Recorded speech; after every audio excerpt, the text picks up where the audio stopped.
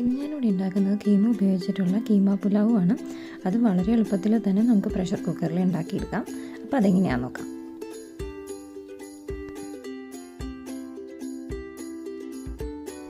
അപ്പോൾ ആദ്യം തന്നെ ഇതുണ്ടാക്കാൻ വേണ്ടിയിട്ട് ഞാനിവിടെ ഒരു പ്രഷർ കുക്കർ ചൂടാക്കാൻ വെച്ചു. ഇനി ആ പ്രഷർ കുക്കർ ഒന്ന് ചൂടാകുമ്പോഴേക്കും നമുക്കതിലോട്ട് ഓയിൽ ഒഴിച്ചു കൊടുക്കാം. ഞാനിവിടെ സാധാരണ വെജിറ്റബിൾ ഓയിലാണ് എടുത്തിരിക്കുന്നത്.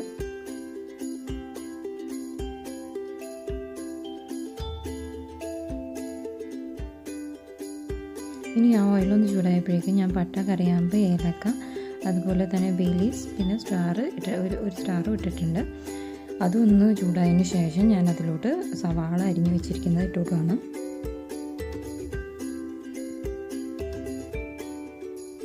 ഇനി അതൊന്ന് നല്ലോണം വഴട്ടിയെടുക്കണം. പെട്ടെന്ന് വഴലാൻ വേണ്ടിയിട്ട് ഞാനിവിടെ കുറച്ച് ഉപ്പ് ചേർത്ത് കൊടുക്കുകയാണ്.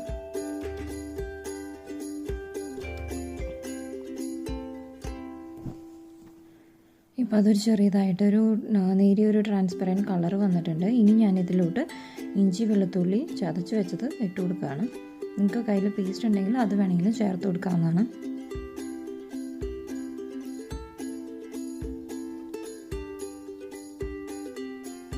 ഇനി ഇതിൻ്റെ ഒരു റോ സ്മെല്ല് പോണ വരെയുള്ള നമുക്ക് അതൊന്ന് വഴട്ടിയെടുക്കണം.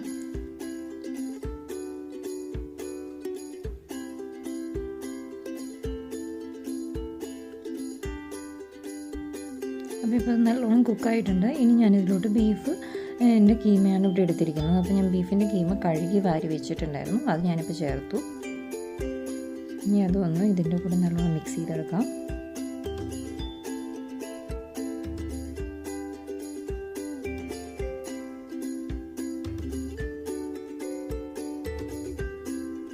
വളരെ എളുപ്പത്തിൽ നമുക്ക് വീട്ടിൽ ഒരു 20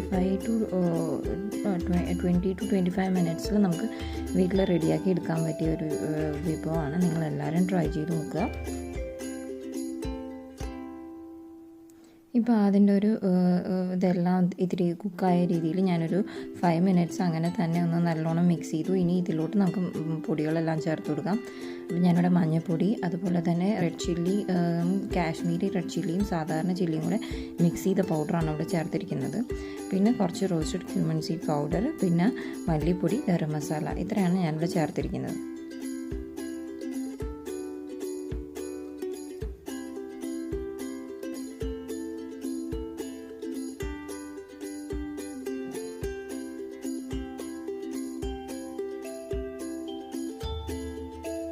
ഇനി അതൊന്ന് നല്ലോണം നമുക്ക് സ്മെല്ലെല്ലാം ഒന്ന് പോണ വരെ നമുക്കതിനൊന്ന് നല്ലോണം ഒന്ന് മീഡിയം ഹീറ്റിൽ തന്നെ ഇട്ടൊന്ന് കുക്ക് ചെയ്തെടുക്കാം.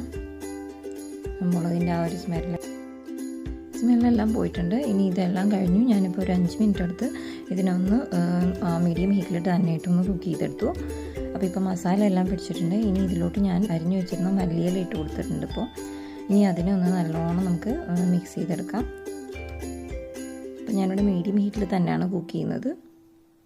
അപ്പോൾ നിങ്ങൾക്ക് ഉപ്പെല്ലാം പാകമാണെന്ന് നോക്കുക. പോരാന്നുണ്ടെങ്കിൽ നിങ്ങൾക്കിപ്പോൾ ചേർത്ത് കൊടുക്കാവുന്നതാണ്.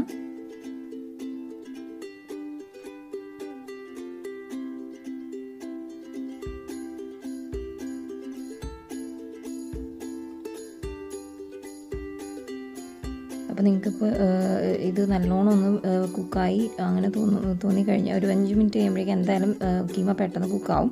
അപ്പോൾ അതിന് ശേഷം ഞാനിവിടെ കഴുകി വാരി വെച്ചിരുന്ന ബാസ്മതി റൈസ് ഇതിലോട്ട് ചേർത്ത് കൊടുക്കുകയാണ്.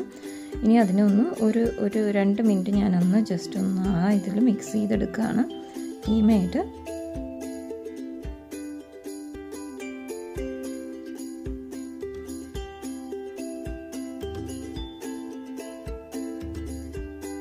ഇനി ഇതിലോട്ട് ഞാൻ കുറച്ച് മിൻറ്റ് ലീവ്സ് ചേർത്ത് കൊടുക്കുകയാണ്.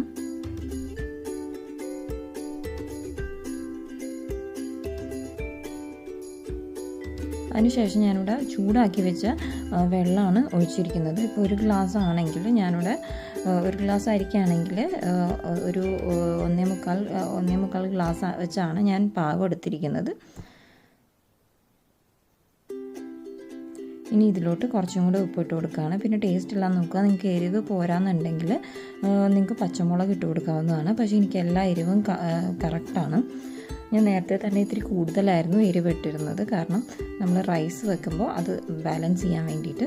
ഇനി ഇതിലോട്ട് ഞാൻ കുറച്ച് ഗ്രീൻ പീസ് ഫ്രോസൺ ആണ് ഞാനിവിടെ എടുത്തിരിക്കുന്നത്. അത് ഞാൻ ഇപ്പോഴാണ് ചേർത്ത് കൊടുക്കുന്നത്, ഫ്രോസൺ ആയതുകൊണ്ട്. ഇനി അതും കൂടി ഇട്ടിട്ട് നമുക്കൊന്ന് മിക്സ് ചെയ്യാം. അപ്പോൾ ഇതിൻ്റെ പാകം എല്ലാം കറക്റ്റാണ്. നമുക്കിനി ഇതിനൊന്ന് ക്ലോസ് ചെയ്ത് വെച്ചിട്ട്, എൻ്റെ റൈസിൻ്റെ പാകം എന്ന് പറഞ്ഞിട്ടുണ്ടെങ്കിൽ 1 വിസിലാണ് ഈ ബസ്മതി റൈസിൻ്റെ. അപ്പോൾ ഞാനത് കാരണം 1 വിസിൽ വരുന്ന വരെ ഞാനിതിനെ കുക്ക് ചെയ്തെടുക്കുന്നതാണ്.